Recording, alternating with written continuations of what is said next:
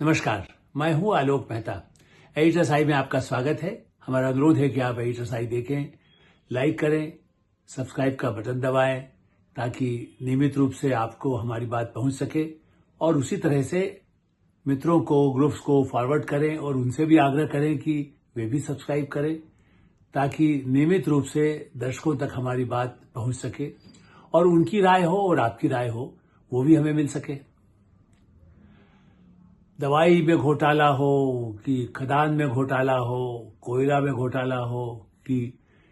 अस्पतालों में घोटाला हो, ये चर्चा तो होती रहती है और शराब घोटाले की चर्चा तो दिल्ली में बहुत हुई है। इसलिए शराब और दवाई, कई बार ये कहा जाता था कि भाई दवाई देने की जरूरत तब पड़ती है जब बहुत शराब का सेवन होता है, या फिर ये होता है कि अरे शराब में भी तो कुछ दवाई का ही, अल्कोहल तो कुछ होता ही है। इसलिए लेकिन अब जो सीएजी की रिपोर्ट आई है, महालेखा नियंत्रक परीक्षक, उसमें कोई उसमें पार्टी नहीं होती है। उसमें बहुत ही वरिष्ठ ऐसे अधिकारी होते हैं जो बिल्कुल निष्पक्षता के साथ हिसाब किताब, जो कुछ कागज में सरकार देती है, दिल्ली सरकार ने जो दिया, आम आदमी पार्टी अरविंद केजरीवाल जी की सरकार ने ही जो बही खाता दिया था उसी को ही जांच हुई है। ऐसा नहीं हो कि भारतीय जनता पार्टी ने जांच कर ली, कांग्रेस ने कर ली या किसी पत्रकार ने कर ली। हम जब पहले इसकी चर्चा करते थे तो कहा जाता था कि भाई आप बायस्ड हैं, आप तो बिके हुए हैं, आप तो मीडिया के हैं, आप तो हमारे दुश्मन हैं। हाँ ठीक है, इसीलिए तो खबरों को दबाते हैं। जो उनके दोस्त थे या जिनको वो मीडिया को प्रलोभन देकर या डरा करके नहीं रिपोर्ट को आने देते थे कि मोहल्ला क्लिनिक कैसे हैं, अस्पतालों की हालत क्या है, उल्टा ये था कि अमेरिका के अखबारों में ऐसा छपवाते थे कि दुनिया की सबसे अच्छी शिक्षा व्यवस्था और स्वास्थ्य व्यवस्था कहाँ है, दिल्ली में केजरीवाल जी के झंडे तले। उसमें भी करोड़ों रुपया खर्च हुआ ऐसा बताया जाता है। वो हिसाब किताब बाद में कोई सीएजी की रिपोर्ट में आए तो पता नहीं लगे कहां से दिया गया, किसने दिया, या वहीं पर कोई फंडिंग करने वाला हो अमेरिका में बैठा हुआ, उसने वहां के अखबार में जहां छोटी खबर किसी की देश की छपना हो वहां नहीं छपती, वहां पर पूरे पूरे पेज, आधा आधा पेज बड़े अखबारों में। आप कहे फिर कहे कि न्यूयॉर्क टाइम्स, वॉशिंगटन पोस्ट हमारी चर्चा कर रहा है, अमेरिका अखबार में छपा है। यहाँ पर गांव जो छोटे छोटे दिल्ली के बस्तियां हैं, झुग्गी बस्तियां हैं, अल्पसंख्यक बस्तियां हैं, उसमें जाकर कहा है देखो अमेरिका तारीफ कर रहा है, तुम्हें तो सब कुछ दिया जा रहा है, बस मस्त रहो, कहीं भी रहो, मस्त रहो। इससे पहले कि और विस्तार से उसकी चर्चा करूं, एक बात आपको और ध्यान दिलाना चाहता हूं। कांग्रेस की सरकार थी, बल्कि इमरजेंसी शुरू हो गई 1976 में। मैं धनबाद के कोयला खदानों के एक रिपोर्टिंग के लिए गया, क्या पूरा ही टहला। कोल इंडिया जब उसका एक तरह से तभी अधिग्रहण भी उसके कुछ समय पहले हुआ था, तो कोल इंडिया के एक जो प्रमुख अधिकारी थे मेजर सरदाना, वो भी आर्मी के ही रिटायर्ड व्यक्ति थे, या उससे पहले जल्दी रिटायर हो गए समय के पहले। उनके साथ ही मेरा जाना हुआ, क्योंकि वहां और कोई नहीं, मैं ही था उसमें। जमीन जैसे खदानों की स्थिति थी, आप अंदाज लगाइए उस समय, आज से 45 साल पहले, और उससे उस तरह की जो खदानों की स्थिति थी, तो भूमिगत जहां जाना है, लिफ्ट भी ऐसी पुरानी टाइप की, उसमें घुस करके जब गए और मजदूरों से जो बात की हमने, तो उन्होंने बताया कि अब अधिग्रहण हुआ है, उम्मीद है कि हमें कुछ पैसा मिलेगा। तो हमने कहा मजदूरी कैसे मिलती थी पहले, आपको बता रहा हूं। मैंने 70 के दशक तक धनबाद के खदानों में मजदूरी के लिए क्या कहा जाता था कि आप जमीन में जितनी खुदाई करेंगे और आपकी पीठ पर, जो मेरी रिपोर्ट आज भी छपी हुई है, कोई देखना चाहे तो साप्ताहिक हिंदुस्तान की उस समय की फाइल देख सकता है, लेकिन मेरे पास तो है ही, इसलिए प्रमाण की बात कर रहा हूं। तो ये कहा जाता था कि आपके पसीने को देखकर अंदाज लगाया गया कि आपने कितनी मजदूरी की, कितनी देर किया, कुछ घंटे का हिसाब किताब तो मोटा मोटा तो होता ही है। उसके हिसाब से पीछे लिख दिया जाता था 1 या 2 3 बोतल, क्या बोतल, शराब की बोतल,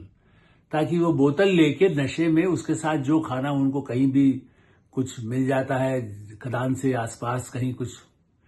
और मजदूरी के नाम पे मिलती थी बोतल। तो दिल्ली सरकार ने क्या किया, बड़ा कुछ प्रेरणा ली होगी। उन्होंने सोचा कि कोविड का पीरियड है, अब ठीक है जो घोटाले वोटाले की चर्चा हो, अस्पतालों की क्या हालत है, अस्पताल कहाँ जाएगा, बंद उसको स्थिति नहीं है, या जब तो थोड़ा तो खुल ही चुका था, कोविड में भी कुछ समय बंद रहा, उसके बाद तो खुला, लेकिन फिर भी लोग परेशान थे अस्पतालों में। सो उन्होंने क्या किया, शराब घोटाला कर दिया कि भाई 1 के बदले 2 एक और बॉटल ले लीजिए, मस्त रही, आम आदमी पार्टी ने छूट दे दी। ऐसी भीड़ होती थी, कोई सामान्य भी यदि आप जाएं तो जैसे कोई मुफ्त में मिल रहा हो, जो कि सस्ती शराब और शराब के साथ एक मुफ्त, और उसके दाम भी कम, ताकि ज्यादा से ज्यादा बिक्री होगी। तो उनका एक दावा आज भी यही है कि शराब घोटाले पर रिपोर्ट सीएजी की आई है। महालेखा नियंत्रक परीक्षक जो है सीएजी, वो उनको कोई लेना देना नहीं राजनीति से, वो किसी पार्टी के भी नहीं है।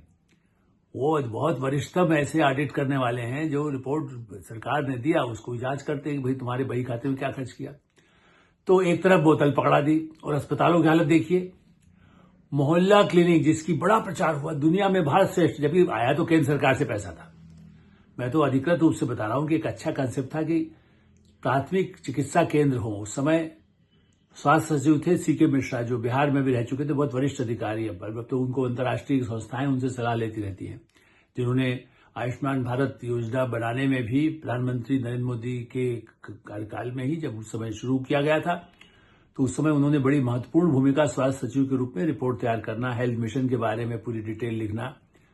और उनके वरिष्ठ अधिकारी थे ही। मैं इसलिए उनका नाम से जिक्र कर रहा हूं कि उस स्थिति में उन्होंने दया के साथ, क्योंकि उनकी भी थ्योरी आज भी यही है कि प्राथमिक चिकित्सा केंद्र अधिक होने चाहिए और बड़े अस्पताल में उसके पहले ही उसका उपचार हो जाए। तो मोटे तौर पर जो धनराशि का आवंटन केंद्र से, चूंकि केंद्र शासित प्रदेश है, तो चिकित्सा के लिए भी जो पैसा दिया गया उसमें भी एक तरह से इसकी एक तरह से छुट्टी की, उसका नाम क्या रखेंगे वो भी चर्चा तब तक नहीं थी जब हमने उनसे बात की थी। राज लगाइए आप, ये 14-15 की उस समय की बात है, शुरू में सत्ता में आए थे प्रधानमंत्री नरेंद्र मोदी, उसके 1-2 साल बाद। ऐसी स्थिति में उस मोहल्ला क्लिनिक के हालत, जो रिपोर्ट सीएजी ने बताई है 5 साल के आधार पर जो निकाला गया, अभी तो और ताजा उसके बाद क्या क्या घोटाला हुआ नहीं, हम तो कुछ कोविड पीरियड या उसके बाद भी 2022-23 तक जो आया है, उसमें ये बताया गया है कि 45 कई तो ऐसे थे मोहल्ला क्लिनिक जहां ब्लड प्रेशर की भी मशीन नहीं, काम है ही नहीं, थर्मामीटर ही नहीं है, फर्स्ट एड का सामान नहीं है, बुरा हाल है, कचरा पड़ा हुआ है चारों तरफ, दवाई बिखरी हुई है कहीं ना कहीं, कुछ में तो आसपास ताले ही लगे हुए हैं, वहां भैंस गाय घूम रही थी। पैसे का कैसा दुरुपयोग। 15 ऐसे अस्पताल थे जहां कोई आईसीयू नहीं है, जो सरकारी अस्पताल मोहल्ला क्लिनिक के अलावा, जहां कहा गया था कि इतने 30,000 32,000 बेड बढ़ा दिए जाएंगे, वहां तो बेड बढ़ाने का तो कोई सवाल ही नहीं है। कुछ कहीं कुछ बढ़ा दिया और कहा कि अरे बाहर से लोग आ जाते हैं, उत्तर प्रदेश के लोग आ रहे हैं, बिहार के लोग आ रहे हैं, हमारे यहाँ फायदा उठा रहे हैं, हमारे अस्पतालों में आते हैं, मुफ्त सेवा हो जाती है। अस्पतालों में दवाई उपलब्ध नहीं होने दिया। केंद्र सरकार से जो पैसा मिला, यदि कोविड पीरियड में भी यदि कहा गया कि आप तुरंत जितनी सहायता कर सके करें, तो आपको 550 करोड़ दे दिया, उसमें से खर्च ही 100 करोड़ तो खर्चा ही नहीं किया गया था। मैंने उसको कैसे करें, उसके पहले जो घपले होते रहे। फिर ऐसे ही हर चीज के लिए, जो दवाई के लिए खर्च दिया गया, कर्मचारियों के लिए दिया गया, वो उन पर न खर्च करके ध्यान इसी में होता था कि अरे भैया दारू वारू पियो, व्यस्त रहो, इसको खर्च। और जो खर्च, इसकी अनियमितता क्या है, जो खर्च किया गया उसमें घोटाले हुए। तनख्वाहें किसको दे दी गई, किसी में टेम्परेरी डॉक्टर बनाया गया तो क्या है, उसका विस्तार से रिपोर्ट आप जो सीएजी की आई है उस पर देख सकते हैं कि अस्पतालों की दुर्दशा कितनी हुई। अरविंद केजरीवाल के मुख्यमंत्री रहते हुए, जिसका दुनिया में प्रचारित करके करोड़ों रुपया खर्च किया गया, ये सर्वश्रेष्ठ व्यवस्था है, उसमें अस्पतालों में आईसीयू नहीं है, जो दिल्ली सरकार के तहत है। बाकी दिल्ली में प्राइवेट अस्पताल है, उनकी बात छोड़िए, वो तो कहते हैं हमारे यहाँ जहां मुफ्त मिलेगा दवाई। उसके बाद वहां भी रिश्वत का धंधा था कई जगह। मोहल्ला क्लिनिक में भी 50,000 रुपए दे करके 1 घंटे के लिए डॉक्टर 2 घंटे के लिए आएगा, समय तो 2 बजे बाद तो कोई मिलेगा नहीं, और उसके पहले भी मिलेगा तो अभी डॉक्टर साहब आए नहीं है, आए हैं तो देखा जाए तो मशीन ही नहीं है बड़े अस्पताल में रेफर करने के लिए। फिर अच्छा, उसमें अलग घोटाला हुआ कि कहाँ जांच करा लीजिए ब्लड की, तो रिपोर्ट लिख कर दी गई, तो उन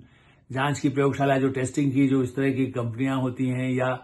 जो ऐसी दुकानें जिन्होंने लगा करके रखा हुआ है, कहीं ऐसे जो उनके ही संबंधित लोग हों, तो ऐसी जगह उसकी एक अलग रिपोर्ट भी आई हुई है, जिसमें कहा गया है कि भाई देखिए ब्लड टेस्ट की रिपोर्ट में भी कैसे घपला हो सकता है, कैसे पैसा उनको मिल जाए, जबरदस्ती आप टेस्ट करा दीजिए। कई सरकारी, दिल्ली सरकार के अस्पतालों में एक्सरे मशीन नहीं, आईसीयू नहीं,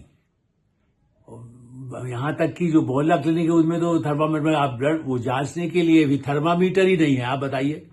दुनिया के किस देश में कोई किसी को क्लिनिक कह सकता है जहां पर थर्मामीटर और ब्लड प्रेशर की मशीन भी ना हो? तो वो क्या देखेगा? नर्स देखेगा तो आयुर्वेद की दवाई दे रहे हो, चलिए भाई आपने आयुर्वेद खोल दिया होता, भाई आप तो बड़ा, अरविंद केजरीवाल तो बड़े ही रामदेव के साथ अन्ना आंदोलन किए थे, अन्ना आंदोलन के समर्थक थे, चलिए आयुर्वेद की डिस्पेंसरी खोल दी होती, बड़े बड़े वैद्य रख लिए होते, लेकिन वैद्य से कमीशन कैसे मिलता, दवाइयों के उससे कैसे पैसे मिलता, शराब घोटाले से पैसा कैसे मिलता? आरोप तो यही है। इसलिए रेखा गुप्ता जी ने, जो नई मुख्यमंत्री हैं, उन्होंने संसद में आज विधानसभा में वो पूरी सीएजी की रिपोर्ट पेश कर दी है,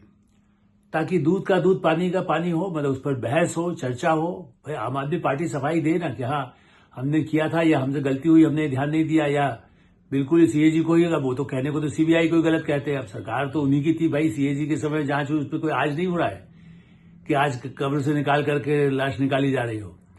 ये रिपोर्ट उसी समय बनाई गई, उसी समय नहीं जनता को बताई गई। ये भी ध्यान रखिए, इसमें कोई बीजेपी, कांग्रेस, कोई मीडिया नहीं है। लेफ्ट पार्टी तो दिल्ली में है ही नहीं, वो तो अरविंद केजरीवाल को कंधे पे उठा के देश में घुमाना चाहती है। कांग्रेस पार्टी जो साथ में चुनाव लड़ी है, तब भी रिपोर्ट आ चुकी थी। राहुल गांधी अरविंद केजरीवाल का समर्थन करने के लिए जी जान लगा करके उन्होंने 3 सीटें कहा लोकसभा चुनाव में नहीं, साथ में लड़ेंगे, साथ में लड़े हैं आम आदमी पार्टी के साथ राहुल गांधी, चूंकि उनको सीएजी की रिपोर्ट में पता नहीं किसको क्या हिस्सा मिल रहा था विधानसभा चुनाव में, तो इसीलिए कांग्रेस का सफाया हो गया। क्योंकि राहुल गांधी को तो अरविंद केजरीवाल से प्रेम था, जो राष्ट्रीय नेता, उनको लगता था कि मैं ये बाद में बने, मैं पहले प्रधानमंत्री मैं बन जाऊं तो सबका सहयोग ले लूं। उसमें अरविंद केजरीवाल से फ्री के, जो उन्होंने हमारे परिवार पर खिलाफ इतना चलाया था, हमारे मनमोहन सिंह सरकार की धज्जियां, मैंने उसकी कामकाज की इतनी धज्जियां उड़ाई गई, इतना भ्रष्टाचार, इतनी काली गालियां दी गई, सोनिया जी को जेल भेजने की बात कही गई, तब भी सीएजी की रिपोर्ट पर नहीं कांग्रेस ने कोई दबाव बनाया। पहले 1-2 बार चिट्ठियां जो उनके ईमानदार कुछ नेता कुछ रहे हैं, जो नीचे से उन्होंने कभी मांग किया शराब घोटाले पर, वही तो वहीं से जांच शुरू हुई, तो बाद में फिर वो चुप हो गए, क्योंकि भाई समझौता राहुल गांधी कर रहे हैं। तो भारतीय जनता पार्टी कर रही है, हम ये कह रहे हैं कि उसका तो काम राजनीतिक दल ने प्रतिपक्ष के नाते भी दी, आवाज उठाई थी तो गलत नहीं था, आज सत्ता में है और वो रिपोर्ट सामने रख दी। जो उनकी पार्टी की तरफ से कहा गया कि हाँ आतिशी जी ने ही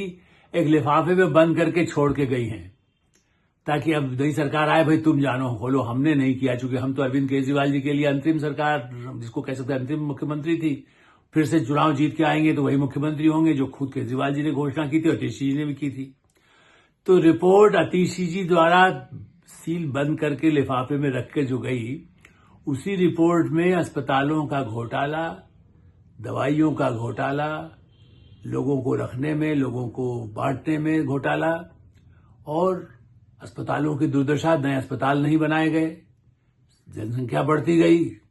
उसके बाद न उनको हुआ, न गरीब आदमी को मिलेगा। उसके बाद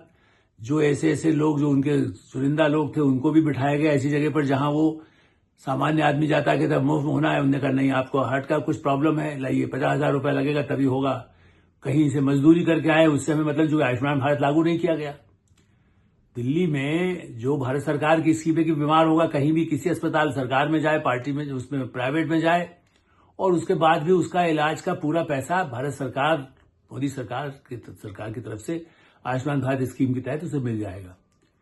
केवल पश्चिम बंगाल और दिल्ली ऐसे अपवाद रहे जिन्होंने कहा नहीं हम तो नहीं लागू करें, हम तो अपना अस्पताल हमारे चल रहे हैं, अस्पतालों की हालत देख रहे हैं। जब आईसीयू नहीं है, कोई आदमी बहुत सीरियस होकर गया है, ऐसे अस्पताल में जाकर के वो क्या करेगा? और जो अस्पताल थे वहां पर उनको पूरे साधन ही नहीं है, उनके पास ना उपकरण है, या है तो मशीन खराब पड़ी है, आसपास गंदगी, मोहल्ला क्लिनिक में तो ऐसे सुअर घूम रहे, मतलब चारों तरफ से कोई घुस ही नहीं सके, उसके आसपास इतनी गंदगी, प्रदूषण की सीमा नहीं। जबकि नगर निगम अभी ताजा वीडियोस कई आपको मिल जाएंगे, जो कई मीडिया के हमारे साथियों ने दिए हैं, जिसमें दिखाया जाता है कि देखिए ये तो ताला भी लगा हुआ है, दरवाजे दूर दूर तक खाली शेड बना दिया गया, या ऐसी झोंपड़ी टाइप को बना दिए हैं। ऐसे कई ऐसे क्लिनिक, मोहल्ला क्लिनिक थे, कुछ थोड़े बहुत अपवाद के लिए, जहां केजरीवाल जी को अपना फोटो खिंचवाने थे या उनके मंत्रियों को, उन्होंने कुछ क्लिनिक, हम ये नहीं करें कि 100% ऐसा हुआ, लेकिन यदि 45-50 अस्पतालों में और दूसरी स्थानों में जहां चिकित्सा के नाम पर जो किया गया, ये केवल अपराध, आर्थिक अपराध नहीं है, ये दिल्ली की जनता के साथ अत्याचार करने वाला अपराध है। मैं तो मानता हूं कि इसे आपराधिक कानून के तहत, भ्रष्टाचार नहीं, अपराध जो किया जाए जनता के पैसे का, ये भारत सरकार ने भी क्या दिया। प्रधानमंत्री नरेंद्र मोदी, या पहले डॉक्टर हर्षवर्धन रहे, दिल्ली के ही नेता रहे, खुद दड्डा जी रहे, और उसके बाद मनसुख जी रहे, जो वो भी स्वास्थ्य मंत्री रहे केंद्र के भी। तो उनका तो काम खाली है कि राज्यों को, स्वास्थ्य और शिक्षा राज्यों के अधीन है, और ये तो केंद्र शासित प्रदेश है, तब भी ये कहा गया भाई ठीक है आपको अधिक पैसा हम दे रहे हैं, आप उसका भी ना खर्च करें, ना आयुष्मान भारत को लागू करें ताकि कोई मरता है तो मरे, प्राइवेट अस्पताल में जाएगा तो वो तो और उसका लाखों रुपया लग जाएगा, उसमें दिल्ली सरकार कुछ दे नहीं सकती थी। तो मेरा ऐसा मानना है कि इसे केवल भ्रष्टाचार का मामला, ताजा मामला मान करके, ताकि आगे भी कोई नई सरकार, चाहे भारतीय जनता पार्टी की हो, कांग्रेस की हो, समाजवादी की हो, आरजेडी की हो, जनता दल की हो, कम्युनिस्टों की हो, कांग्रेस की हो, हम इस पर नहीं जा रहे। हम कह रहे हैं कि शिक्षा के मंदिर और स्वास्थ्य की आरोग्यशाला, जिसके लिए धर्म में भी लिखा हुआ है, दूसरों की सेहत के साथ खिलवाड़ न हो, उनके बर्बाद न हो, स्वास्थ्य की रक्षा करना सबसे बड़ा धर्म यदि है, किसी को जान बचाना, यहां तो जान लेने जैसी स्थितियां हैं। कितने कोविड में लोग दिल्ली में यदि मरे हैं तो उसके लिए भी वही दोषी हैं जिन्होंने चिकित्सा की व्यवस्था बहुत खराब रखी, लोगों को लूटा और लोगों को शराब पिला पिला करके और भी बर्बाद किया। जांच जनता तो कर चुकी, जिन्होंने उनको चुनाव से हरा दिया, लेकिन फिर भी वो तो फिर से तैयार है। अभी तो पंजाब में उनकी सरकार है, वहां के भ्रष्टाचार के किस्से फिर सीएजी की रिपोर्ट में आएंगे, क्योंकि केजरीवाल का नियंत्रण तो वहीं पर है। और जब आएंगे तब आएंगे, अभी तो वहां उनकी सत्ता है, वो तो और अभी फिर से चाहते हैं दिल्ली में, जब आगे कहीं मौका मिले राज्यसभा में आ जाएं, संसद में चले जाएं, कहीं और लाभ के पदों पर पहुंचे, जहां कहीं अगला चुनाव हो वहां पर जाके उनकी पार्टी का झंडा बुलंद हो, और फिर वो कुछ न कुछ बोतल का इंतजाम करते रहे। लेकिन गंगा जल का करेंगे या जहर का, डिसाइड तो जनता करती है, और अदालत करे, कानून व्यवस्था करे। जो जांच एजेंसियां हैं, पीएसी है, विधानसभा की समिति है, या और जांच समितियां जो कर सकती हैं करें, यही हम उम्मीद करते हैं। एटरसाइड में विराम देते हैं, आप एटरसाइड देखें, लाइक करें, सब्सक्राइब करें, मित्रों को, ग्रुप्स को फॉरवर्ड करें, और आपकी जो राय हो उससे भी हमें अवश्य अवगत कराएं। धन्यवाद, नमस्कार।